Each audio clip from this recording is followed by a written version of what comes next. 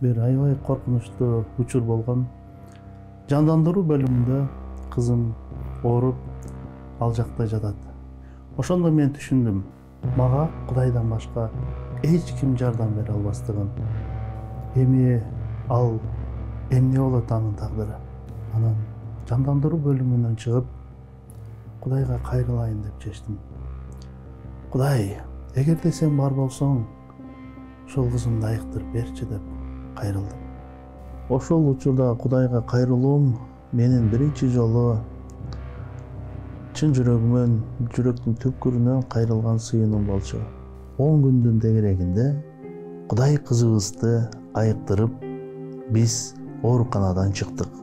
Ошол учур мен үчүн аябай кубанычтуу болду. Анткени кызым айыккан эле. Ошол күндөн баштап мен Ыйса Машаякка ишенип калдым.